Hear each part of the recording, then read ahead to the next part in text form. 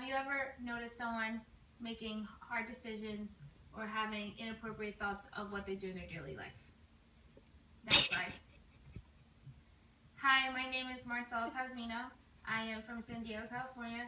I am 24 years old and my occupation is active duty Marine. And today I'm going to talk to you about depression. Next slide.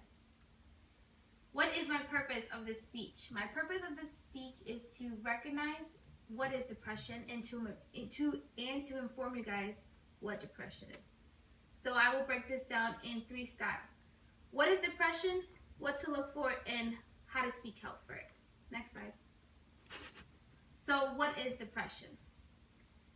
What is depression? According to National Institute of Mental Health, depression is an illness or a disorder of the brain. Obviously, it's something that is probably emotional and is caused from the brain that makes you have behavioral and emotional changes. Next slide. So what to look for? Obviously, these are the symptoms. Next slide. We're going to look for emotional and behavioral changes. So emotional changes are feeling sadness, irritable, getting frustrated or angry, loss of interest in your daily activities. It could be if you're really active in swimming, playing soccer, or any type of sports, you lose interest in that. Extreme sensitivity, meaning someone could throw a joke at you and you get incredibly sensitive more than usual or more than others. Trouble thinking or concentrating. You can have trouble thinking when you're at school, when you're doing an assignment, or trouble concentrating or focusing when you're at work. And lastly would be frequent thoughts of suicide or harming yourself. Then it would be behavioral changes. Behavioral changes would be tiredness or loss of energy, insomnia, meaning you will not be sleeping, so it would be the reverse effect. You would also have changes of appetite. Some people will indulge more in eating, and some people will not eat at all and lose a lot of weight. The use of alcohol, we will abuse alcohol and sometimes even take more drugs or do drugs, period.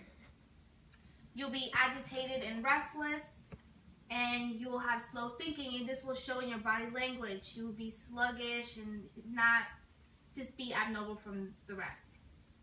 You will neglect your appearance, meaning if you dress up, usually you have pride in what you wear. If you are going through depression, you probably won't even care to brush your hair in the morning or do anything like that. And lastly would be self-harm. So self-harm would be suicidal thoughts, same thing as emotional behavior. Next slide. Oh, that's my next slide. So what help to seek? What help to seek would be if obviously it's your dependent, or if it's someone that you know that is under you, you would probably take them to a physician and they will probably guide you to the right medical doctor for mental health. If it's a peer that's either in college or it's someone that you might know in school, you would probably take them either to the guidance counselor if it's high school, or any type of counselor, because I'm pretty sure everywhere you go there's some sort of counselor that can help you get through it and will guide you to the right direction. And lastly would be family and friends. Family and friends are the biggest supporters, and they're the ones that will probably be the ones to help you get through whatever. Next slide. So in conclusion, we've talked about what is depression. And obviously depression is about how it's a function in the brain and it's a disorder. Obviously this is a disease.